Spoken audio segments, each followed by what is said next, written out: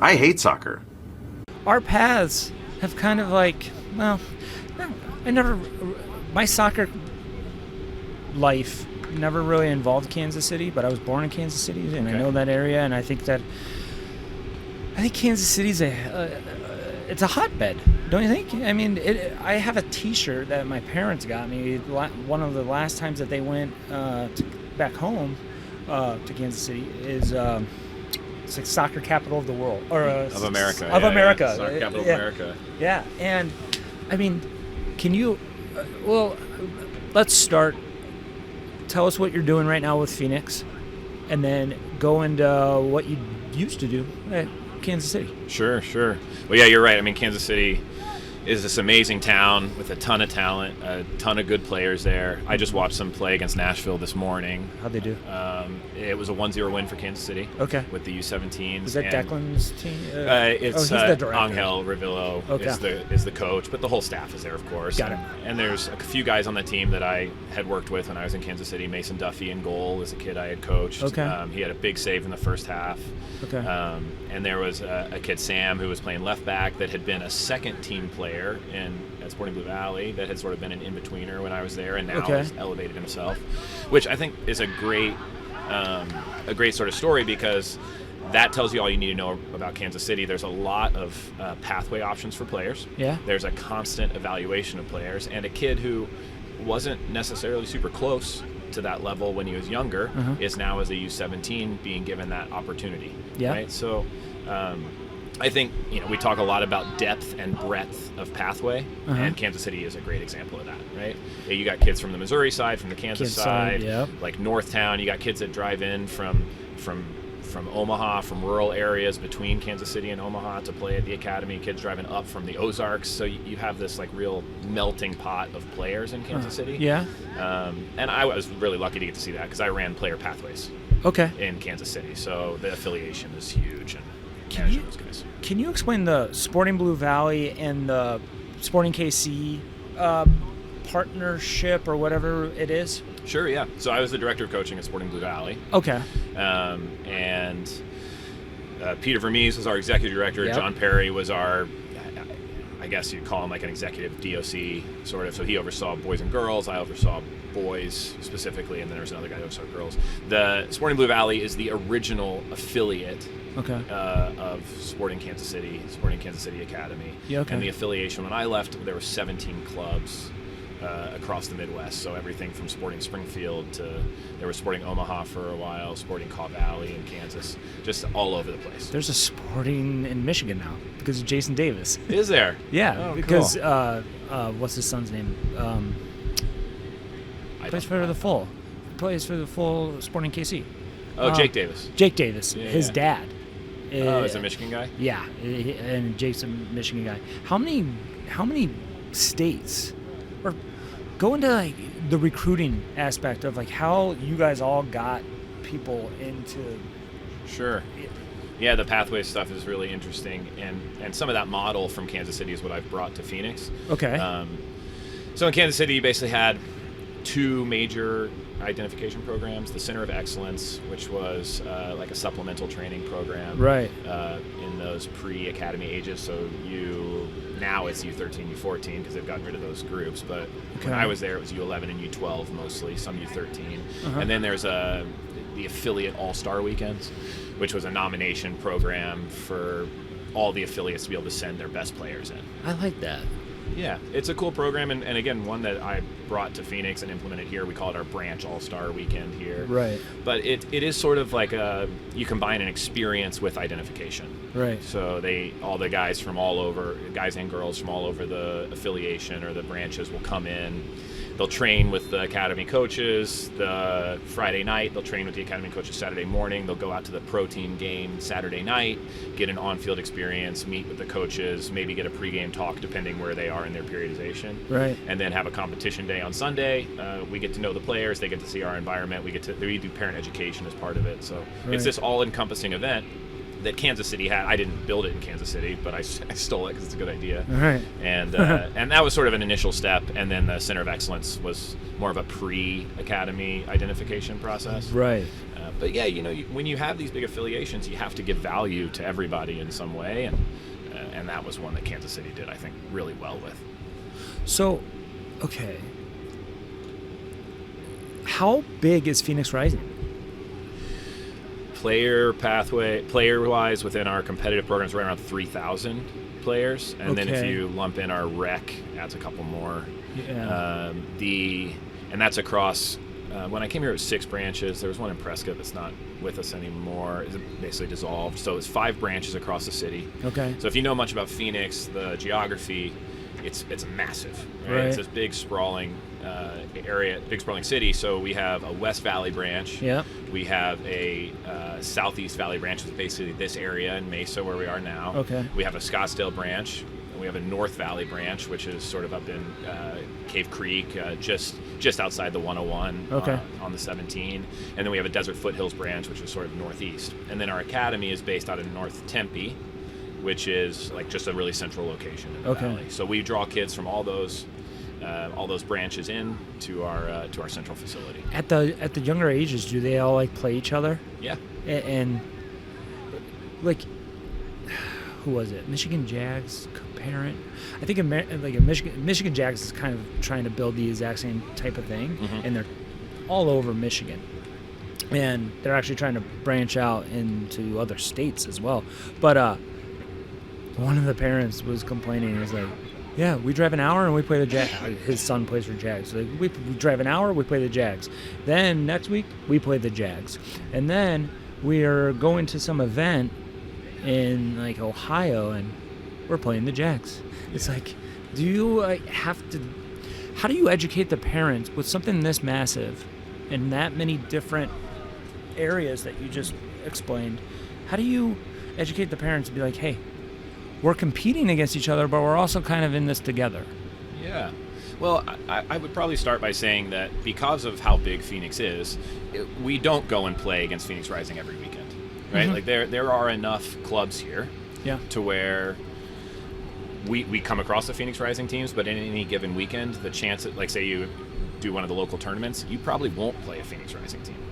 You probably won't play against another one. Because, with Del Sol and RSL and all these other clubs here that do a good job and have big, robust younger ages as well, there's plenty of competition. When we do end up playing against each other, like, it's, people usually look forward to it, right? Because all the coaches know each other. One of the things that I think we do really well at Phoenix Rising is our staff performance program. We have this great guy that runs it. His name's Rob Denny, and he does an awesome job. And it basically brings in all of the coaches, like 200 staff members, and we do it a couple times a year. Wow. And one, like, the importance of building relationships, I think, is you can't overstate that in the soccer world. Yeah. Right? So we bring all these guys in. Everyone gets whatever we're working on this week. One of our academy staff may present a game model piece or a game analysis piece or a parent education piece. Everyone is a little bit different, but when we play against each other, we all know each other. And so guys are excited to see each other. And in those younger ages, people know who, like, we're trying to help all the players move along, right? Yep. So we know the other players, and there's a good community around it. Right. How, when you guys have, how many teams do you have here right now? Do you have a homegrown in the academy? Yeah, so we have our full boys pathway homegrown, full boys pathway academy are playing here. Yeah. So 12 teams. So how, so this is new. Homegrown and academy are new. How, I just had a conversation with somebody from Michigan, and he was talking about how parents are sold or told by a club that might just be in the academy that, oh yeah, we're playing MLS next. And it's like, yeah, you are. You're playing in the academy. Homegrown are top teams, and a lot of homegrown, or a lot of the academy teams are the B teams or whatnot. And how do you educate them about what's going on? Sure.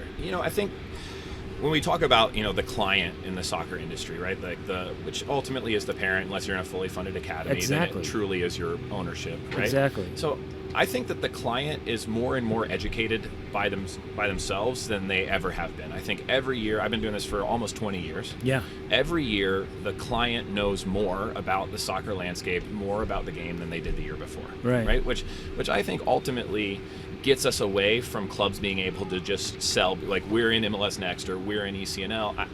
I know that is a powerful selling tool that clubs use, right? Exactly. But I think that as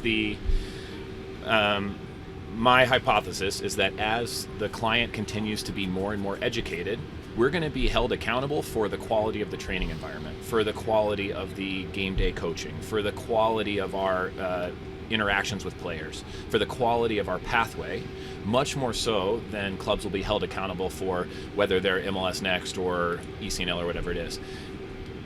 I guess your question was about when directors are going and trying to just sell a pathway without giving all the information, right? Which, unethical practices I would never condone, and I think that they're definitely, I don't know personally guys doing this, but I'm sure there are plenty of guys that do that. Yeah. This episode is brought to you by Grips Soccer Socks. Guys, stop spending $55 on a pair of socks when there are other options available. Grips Soccer was founded by a father and son who were sick of paying $55 for socks.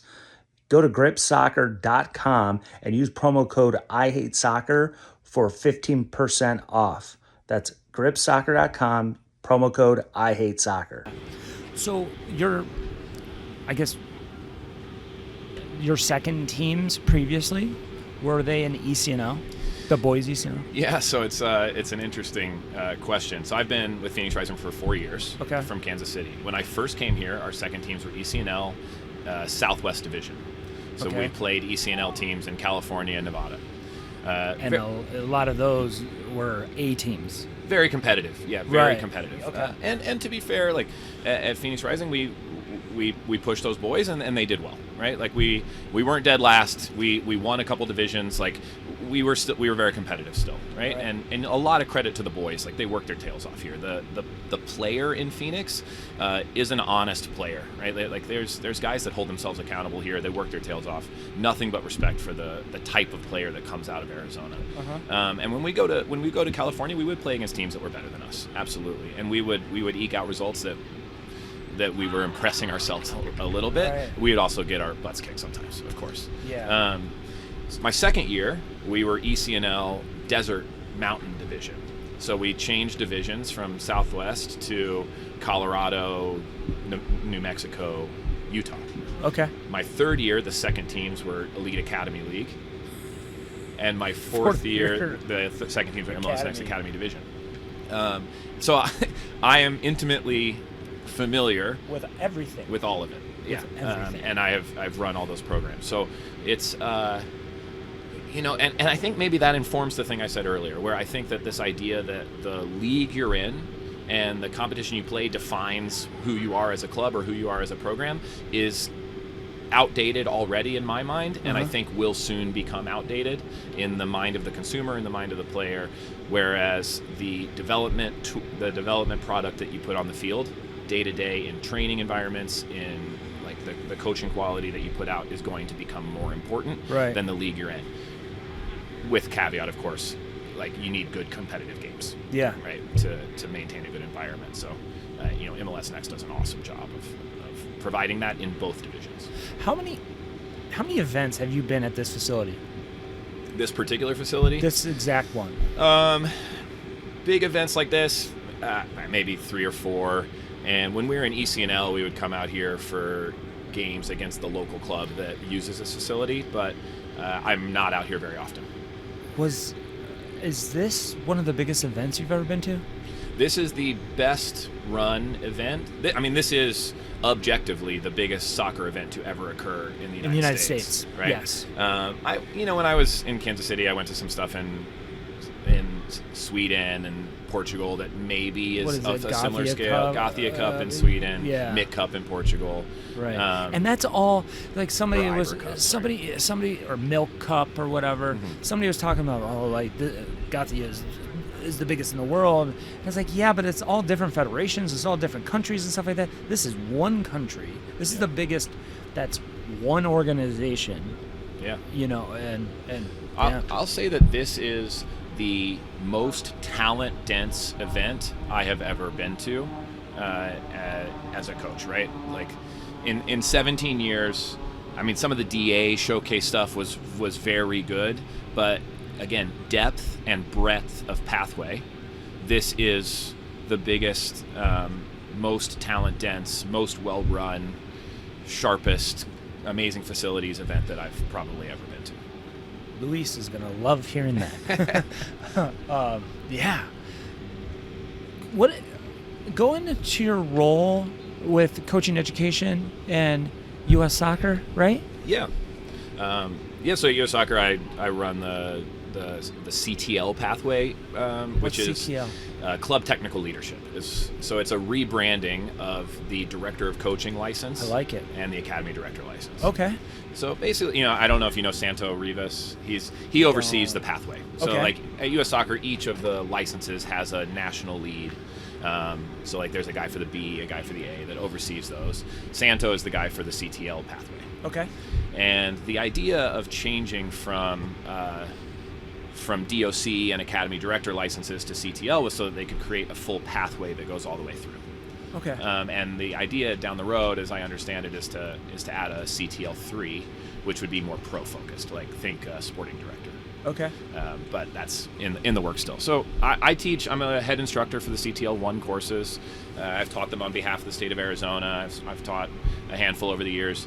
And the idea is just basically, in the U.S. Soccer, we've talked for years, better coaches makes better players. Uh-huh. Right? Everyone has heard that and understands that. And I believe that's true, right? Better educated guys. So better technical leaders make better coaches. So we're just trying to improve or increase our effect on clubs. So the last course I taught had 6 or 7 Arizona guys, a Utah guy, a Rhode Island guy, a couple guys from California, and all their environments are super different. So for me, it's really interesting because I get to learn about how other directors are doing it and the challenges that they're facing. And it's a really bespoke course, so we try to meet them where they're at, and all the assignments are sort of geared towards real world scenarios. It's staff development, program development, strategic planning.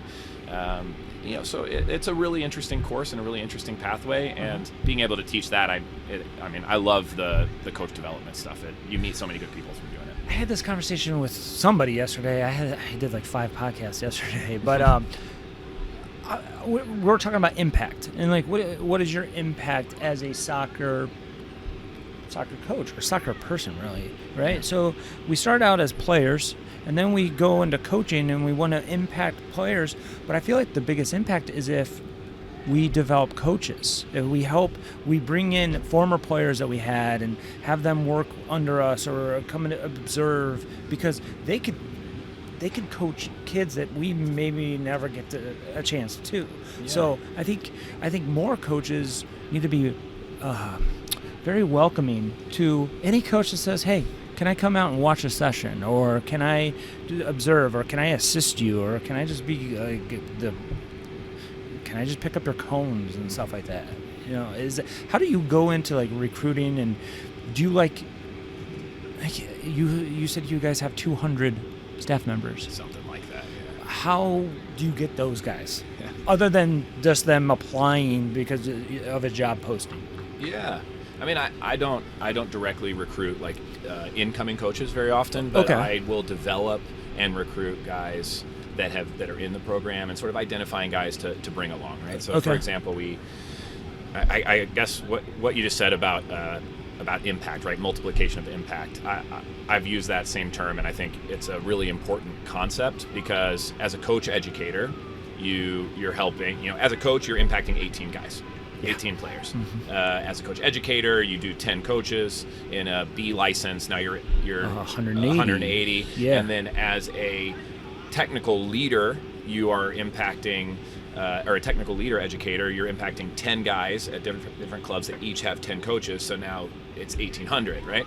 So by empowering them to develop their staff in specific ways and just giving them more tools to improve the quality of the on-field product. Yeah. I think that when you talk about coach development and coach recruitment, I always prefer development to recruitment necessarily, right? And I need to probably clarify that, because there's a lot of guys that get into coaching. Yes. There's a lot of people. I always say guys. I'm men and women that get into coaching. There's a lot of people that get into coaching. There's not a ton of people that stay in coaching. So, and I think that comes to the tools that we're giving them to elevate. People fall in love with things that they see themselves having a future in, that they see themselves having a pathway in. So as technical leaders, as the U.S. Soccer Federation, as MLS Next directors, we need to show a meaningful pathway for our staff members to grow and develop, so that they don't feel stagnant, so that they don't feel stuck, because that's when they become, they decide to be a lawyer or or a teacher or whatever else it is, right? Yeah. Like they pursue a different career path because they don't see a path here. Right. And I think, I think that as clubs, we're all guilty of this at times, we're guilty of it with players too. And I think self-awareness is really important, where you put someone in a box. That's the phrase that I've heard the most this week, is probably self-awareness. Yeah. Yeah. When on the CTL pathway, the first thing we teach is leading yourself. Right, which is self-development, self-awareness is a great term for it. Self-actualization, like self-assessment. The first assignment on the course is a self-assessment. How do I impact my own environment? What impact do I have? And it's amazing. I mean, it seems like a simple question, but a lot of folks have never really analyzed their own impact. Right. Man, you played at UMKC. No, I didn't play.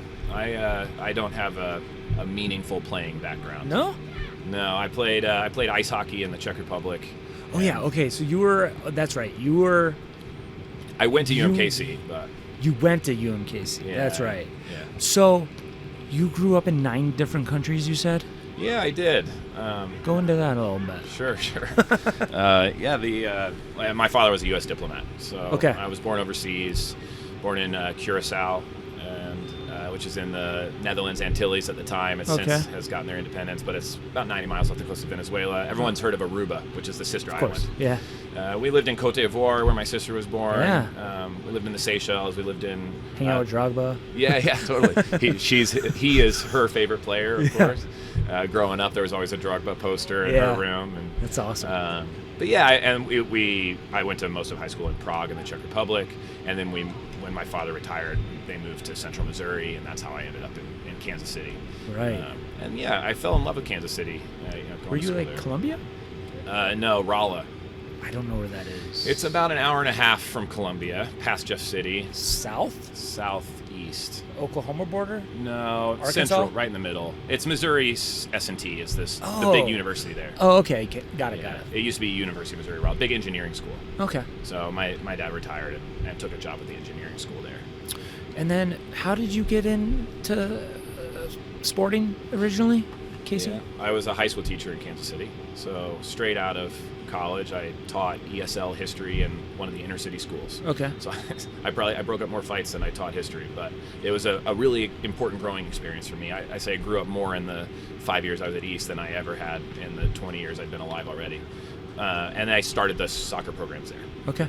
There was no soccer program. This kid, I have to say his name because he's passed, but when he was an 8th grader, I love telling the story. His name was Jorge Calderon, and I was at lunch, and he kind of ran up to me and said, "Hey, will you help us start a soccer program?" And then I kind of looked around. I was a new teacher. I didn't really know what I could do, and the principal kind of was like, he put him up to it, right? And I said yes, and then like 10 kids come running out. He's like, he said yes, and they were so excited.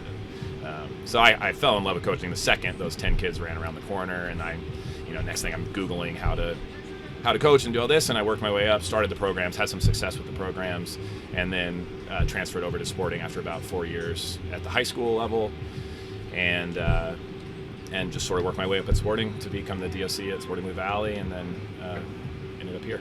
Wow. Yeah. One of my biggest mentors, he was an inner city teacher as well in Detroit. Okay. And I mean, the stories of what those kids go through, and the access that they don't have to the game. Yeah. And where I'm at now in Buffalo, there's a guy, his name's August Finn. He's been on the podcast before, and he started, it's called Buffalo Sports Project, or Buffalo Soccer Project. I think it's Sports Project. And he's basically doing free pickup training and games, and he does it twice a week. And he has this like little patch of land that was like donated to him, and it's kind of the same thing where like 2 kids would come, and he just has like a bag of balls and some pugs and cones and everything, and then 2 kids walk up, and and they're like, okay, can we play? And then, but in an hour, there were 20 kids there. And the inner city schools, or inner cities all over the country are such an untapped resource. And I feel that like it should be, do you guys have anything at Phoenix where you guys try to get into the inner cities to help identify maybe some talent that go unnoticed? Sure. I mean, Phoenix Rising does outreach programs through our foundation, where we'll go into some of the underserved schools and run little clinics for the guys, right. for the students. We do draw. So, like, for example, last year I had a kid named BJ Baishimo who had moved here that went to one of the South Phoenix schools and came in, played in our program, and he's at Scottsdale Community College now, getting a free education for his first 2 years of school. So there are a lot of very talented players there, and I would say the thing that Phoenix Rising does best is that we have a really robust financial aid program. So, for example, I lead one of our annual fundraisers here. It's a fun run. It's just sort of a fun event, but it's a digital fundraising tool, and I raised $110,000 this year through this program in about 3 weeks. And so that $110,000 funds roughly 65, 70 players to be able to be involved in at whatever level of Phoenix Rising. The financial aid program is not exclusive to just the MLS Next homegrown or academy. Yeah, that's excellent. How do you help transportation and stuff like that? That's the biggest piece, right? So, and I've seen this over the years. In Kansas City, we tried to partner with one of the Ford dealerships to get a van, and then have a parents that volunteers to sort of drive and meet at pickup points. It's a really challenging piece to get right. And in Kansas City, that was our biggest challenge, was to get the guys to training. And to be completely honest, I wasn't successful with building that program out and giving it longevity. It is a huge barrier when you're out in the suburbs and you're having to travel a long way. Here at Phoenix, we don't have a formal program for transportation, but the families are amazing. Yeah. Like the soccer community in Arizona is an amazing community across the clubs. Like all the other club directors, I just walked across here and shook hands with 3 parents that are watching one of the games from one of the other clubs here in town that we have good relationships with. And I know, for example, on the 2010 Academy Division team, which I directly oversee and will be coaching this week, there's 3 kids there that traveled with one parent to California this weekend, and they'll drive out 30 minutes out of their way to pick this kid up and help them get to events, and then somebody else will pick up the help the next time. So the families here are really, really excellent and support each other really, really well. We don't have a formal transportation program in place, but clubs that do, it's a hard one to put together, but if you can really build that out and fund it and everything, it's a great tool to have. Absolutely. Man. How, what do you guys do? I mean, you guys have 200 coaches. How many players? You said 3,000? Around, I think it's just under 3,000 this year. How about college recruitment? Like, what do you guys build or have in place to help those players, get identified? Sure, yeah. We have a full-time college advisor here. His name's Tibor Pillay. He's probably the best connected guy I've maybe met in the soccer world. He, really, yeah, we all do personality indexes when we as staff, so we like know how to work with each other really well. And his index comes out as the connector. He's this excellent guy. He knows everybody. He knows how to talk to everybody. He can build really fast connections with people, and he helps all of our players with their placements. What's that test? It's called the PI, Personality Index. Okay. That's a friend of mine that I've known forever from Kansas City, who actually lives here now. He uses it in big business guy. He's used it in business forever. I need to take it. Okay. Yeah, it's an interesting one. Especially for the workspace, right? Yeah. Helps us work together more efficiently. Got it. But yeah, so he oversees our CAP college advising program, and it directly supports boys, girls throughout the whole club, and then obviously every coach leans into their individual networks as well. But out here, Tibor is at every single game with pamphlets, talking to everyone on the sideline. Probably already knows 75% of them. We've had some good placements. From our 2007 Academy Division team, we just had a player who flies down from Alaska and plays, billets here and plays with us for 80% of the year. How? Because he's basically the best 07 player in the state of Alaska, and so he comes down here. He stays with other kids on the team and does online school and has been a major contributor within our program. And we just got him committed to Colorado Christian, which is a good D2 school in Colorado. So how did you guys find him? How did he find you? Yeah, I try to be really open with people. I got a cold email from him 3 years ago, and wow. He's like, hey, this is my deal. I'd love to just come meet you and see what's going on. Brought him out to a session and worked with the family to be able to give him an opportunity, right? Because ultimately, the whole thing is about experiences and opportunities, right? That's why we do this. We want to help develop people that have had amazing experiences, right. And that's kids, parents, brothers and sisters, and we want to give as many opportunities to people as we can. And this kid made a really good impression and communicated well and earned it every step of the way, and so we'll bend over backwards to give him an opportunity. That's awesome. Yeah. That's crazy. Wow, Alaska. Yeah, he lives in Fairbanks, which is actually where my parents met in Fairbanks. They were both working at the university there. So my dad lived in Fairbanks. His dad was in the Air Force, and right there. Big base there, yeah. Yeah, right across from Mount McKinley. Yeah. My dad always said that out their family room window, you just have Mount McKinley taking up the whole thing. Yeah, what a beautiful place that is. But man, okay. So, what about the recruitment for not the MLS and not the academy, not the homegrown, not the academy? Let's say maybe one of the affiliate clubs around the area. How do you? Is it the same director? Is it the same? Okay, so he does that too. They would have access to the same support. Good. They would, if they want to reach it, they would be made. Their coaches would be made aware of the program, and if they have a player who is particularly interested in going the college route, they would be supported in a similar way. Right, and you really just try to empower the players and educate the players and the parents about how the process really goes down. Yeah, I mean it's a job application, right? It's and guys.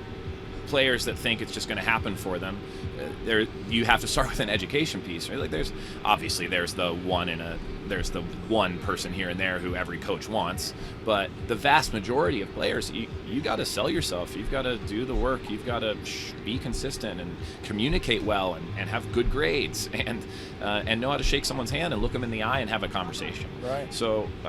There's plenty of players that's the starting point for it. It's like, this is not something we just do for you. We will empower you and give you all the tools, but you have to do it. Right.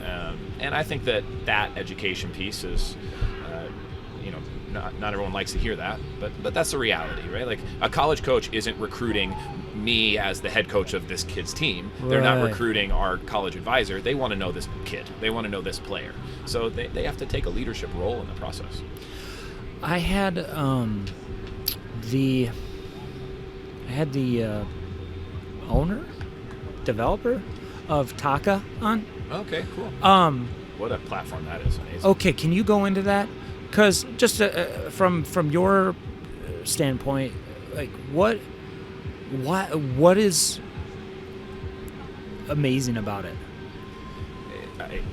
Again, we all talk about we all have staff, right? And I have a list of things that I want my staff to be able to do, and there is a 0% chance they will be able to do all those things. Okay. So everything that I can reduce the workload on staff, or every tool I can come up with to reduce that workload is wildly beneficial, right? Right. So game analysis is arguably one of the most time-consuming things to do, right? Yeah. Like, and think about the environment that most clubs don't have a full-time video analyst. Right. You don't have anybody that's, sort of coding your game as you go. So there's some hacks that we'll educate guys to do, but for the most part, you are going back and watching.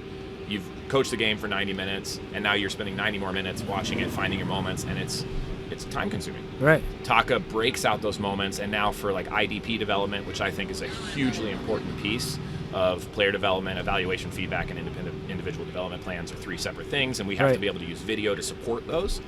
Like our ability to pull individual clips through Taka, it takes a 10-minute per clip task and turns it into a 40-second per clip task.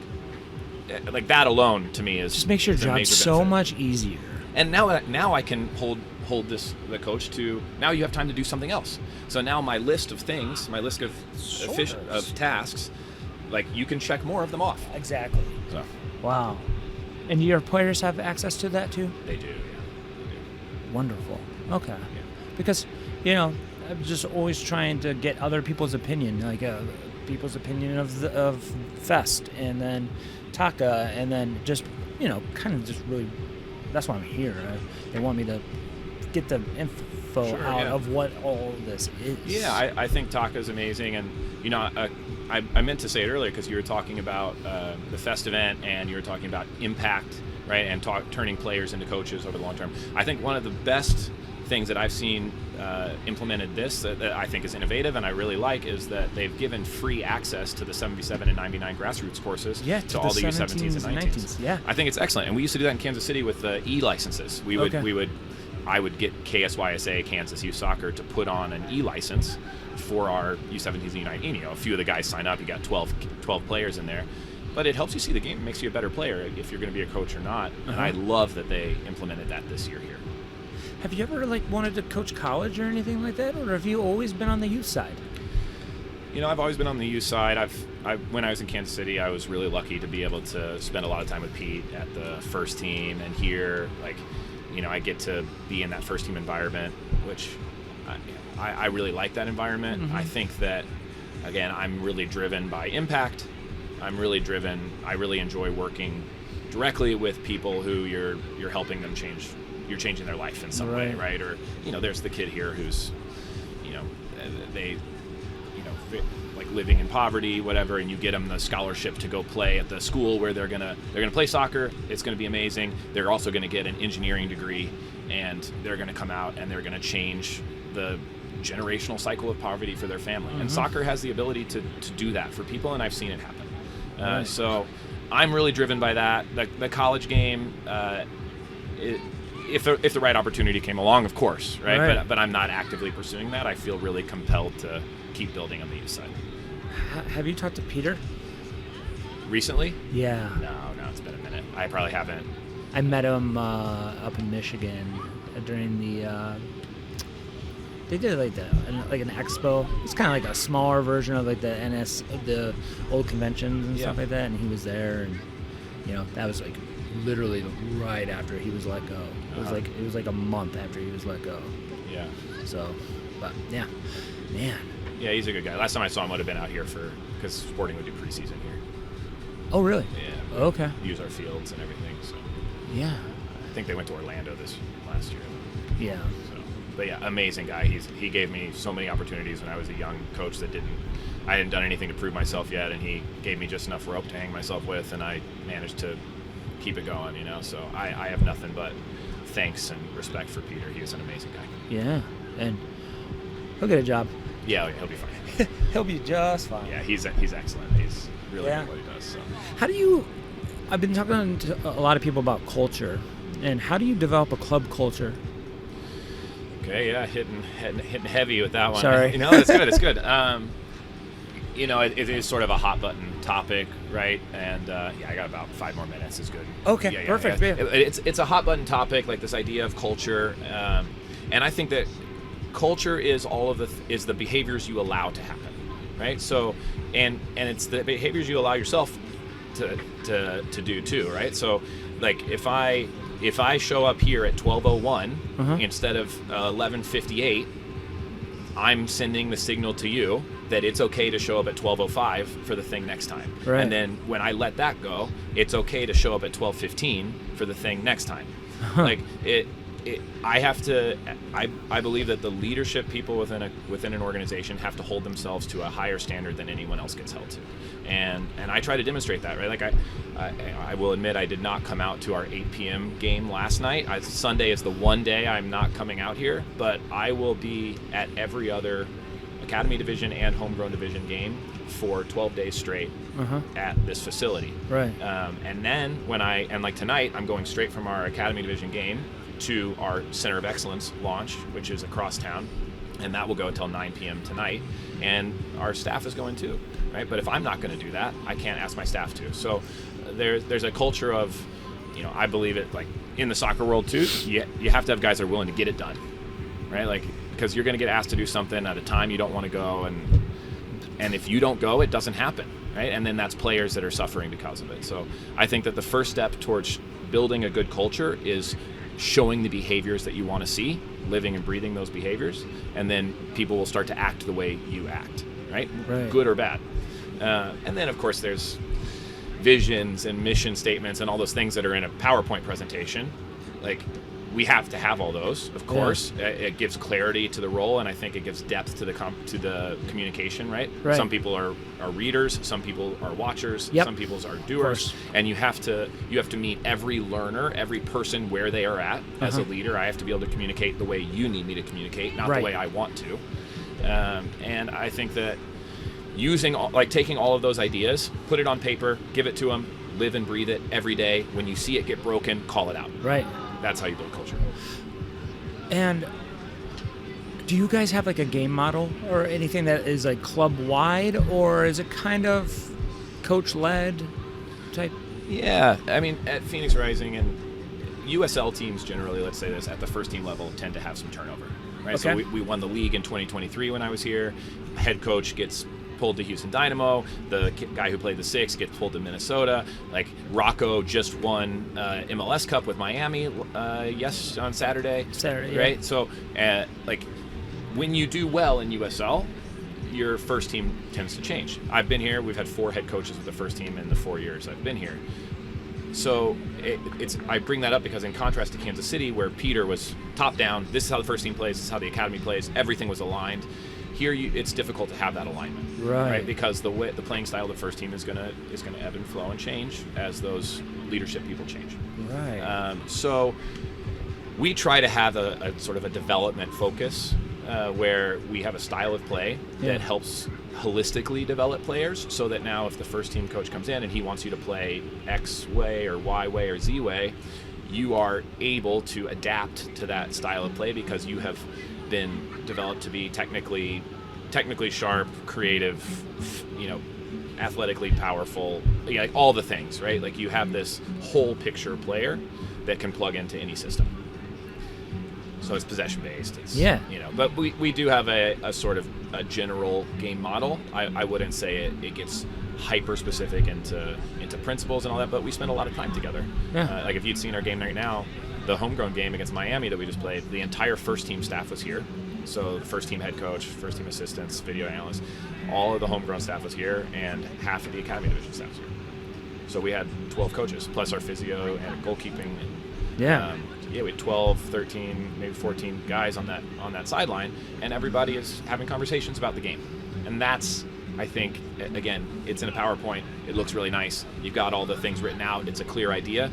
Until you're on the field implementing it day in and day out and getting it wrong and discussing how you got it wrong and just keep pushing it forward every day on the field, you're not going to have a game model until you do that piece. And I think that today we had a really good picture of that piece happening. I love that. Well, thanks for your time, man. Yeah, dude, I really appreciate it. It was nice to meet you and you like came out of nowhere and introduced yourself. I was like, awesome. This is perfect. Yeah. Exactly the type of people I want to talk to. Oh yeah, man. Well, I really appreciate you giving me some time to chat and everything. Absolutely. I love talking about Kansas City anytime. I love that town. Yeah. Yeah, I kind of like. I was young when I moved away, but I would always go back. And I'm a diehard Chiefs fan, unfortunately. I say that, but I've had a good life right now as a Chiefs fan. The last few I years can't haven't explain. been too bad, yeah, right? Yeah. I can't complain. But Yeah. thank you so much. Awesome. And I'll be talking to you soon. Cool. Yeah, sounds really good. Thanks a lot. Thank you so much. Awesome. I hate soccer. Hey guys, thanks for watching this episode of the I Hate Soccer podcast. If you feel stuck in your recruiting process, we created a guide that includes feedback from 15 college coaches and 10 current college soccer players. Inside this guide, you'll find out what really works in recruiting, from showcases, ID camps, highlight reels, and more. Check it out at playmakertraining.com/recruited.